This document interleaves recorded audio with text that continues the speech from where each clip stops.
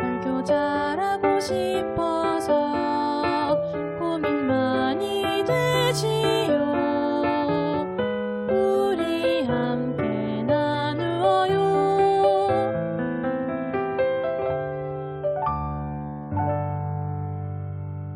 설교 백과사전과 함께. 안녕하세요, 여러분. 설교 백과사전의 이민건 목사입니다. 오늘은 그 세 번째 시간으로 이 원포인트 설교, 특별히 설교의 이 여러분 뼈대라고 하죠. 원포인트 설교의 이 프레임 잡는 법에 대해서 짧게 나누고자 합니다. 여러분 혹시 집을 지을 때 아니면 어떤 건축물을 건축할 때 이 지어져 가는 모습을 여러분 옆에서 지켜본 적이 있습니까?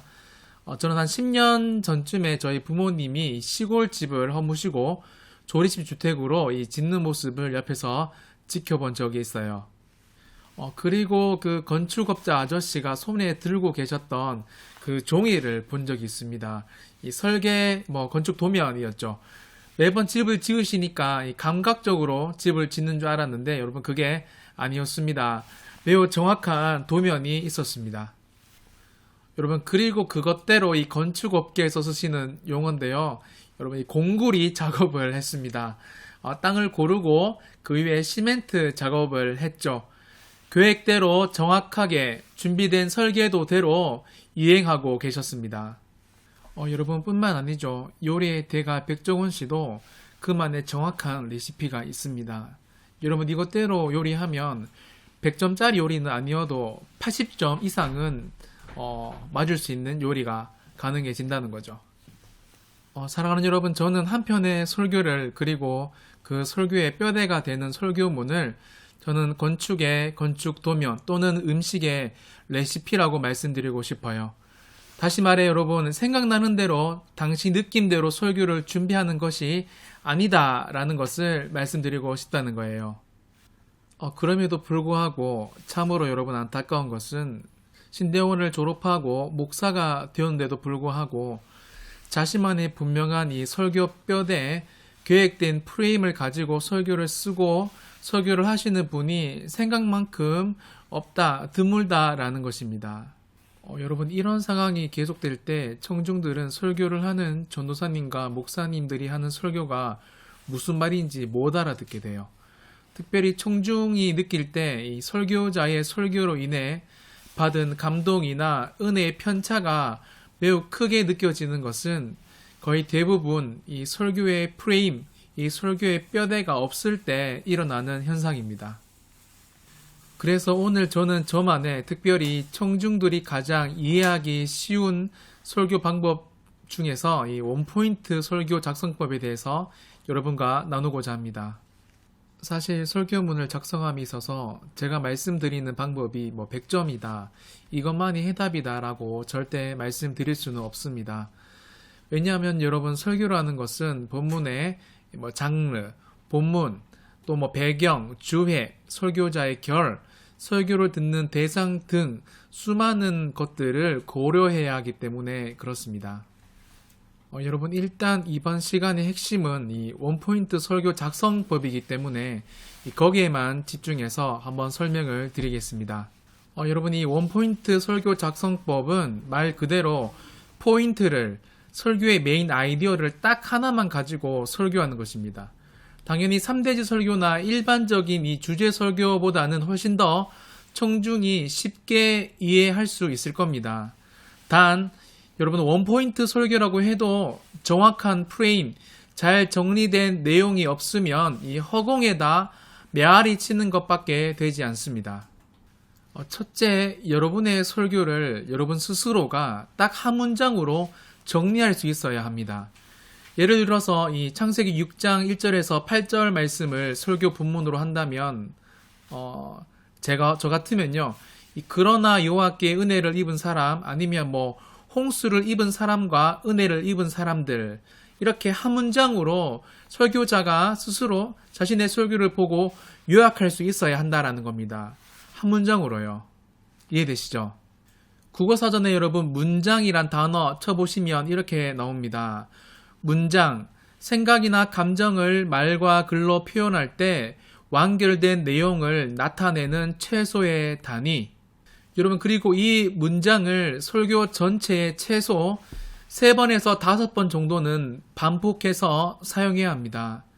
이런 작업을 꾸준히 하면 설교를 듣는 청중들이 설교자의 반복된 문장을 통해 설교자가 이 전달하고픈 내용, 그 핵심을 자연스럽게 이해하게 됩니다. 제가 예전에 여러분이 박사 논문을 쓸 때 지도 교수님께서 항상 하시던 말씀이 있었습니다. 이 목사님 논문을 한 문장으로 정리해 보세요. 여러분, 사실 논문이 200페이지가 넘는데 그걸 어떻게 한 문장으로 정리한다는 것 자체가 여러분 말이 안 되지 않습니까? 그런데 이 작업을 제가 계속 하면서 논문을 써보니까 진짜 제가 뭘 이야기하고 싶은지 제 스스로가 서서히 이해되기 시작했습니다. 여러분, 두 번째, 이 설교문의 핵심 단어를 20번 이상, 20번 이상 반복해서 사용해야 됩니다. 전체 설교문에 여러분이 설교를 쓰실 때 이 핵심되는 단어를 숫자로 표시해보면 좋습니다. 예를 들어서 제가 설교하고 싶은 이 핵심 단어가 은혜예요, 은혜. 그러면 여러분 이렇게 한번 적어 보시면 됩니다. 숫자로 한번 원고에 표시해 보세요. 여러분, 예를 들어서 1페이지에 그러나 여러분 하나님은 노아에게 은혜를 주셨습니다. 2페이지에 여러분은 은혜라는 단어를 언제 사용하십니까? 그리고 여러분 10페이지에 보시면 사랑하는 여러분, 은혜는 하나님의 마음에 근심이 있을 때도 우리에게 값없이 주어지는 것이 은혜입니다. 이렇게 여러분 숫자로 한번 표시해 보시면 여러분이 얼마나 설교의 이 핵심 단어를 자주 언급하고 있는지 이 팩트로 알 수 있습니다. 이해되시죠? 헤던 로빈스는 그에 져서 강해 설교의 원리와 실제에서 이렇게 말했습니다. 설교는 총탄이 되어야지 산탄이 되어서는 안 된다.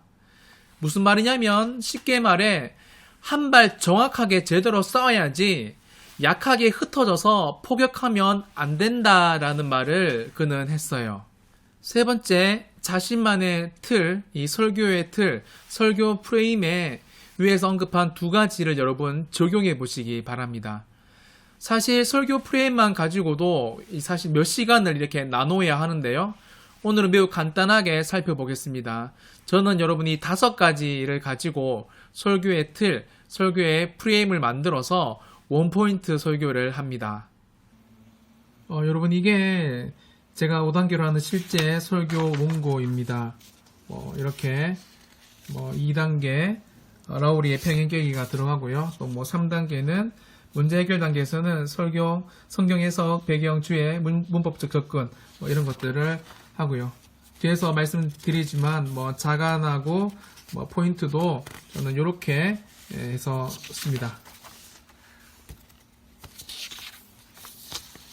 친구들 이름을 저는 고등부를 사용하기 때문에 이렇게 친구들의 이름을 이렇게 불러가면서 청중들의 설교를 조금 더 집중할 수 있도록 이렇게 부르기도 합니다.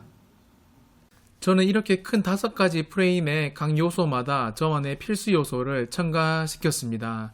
첫 번째, 주의를 끄는 단계에서는 개인적인 예화, 잡지, 오늘 설교 관련된 SNS 이런 정보들을 보통 놓고요.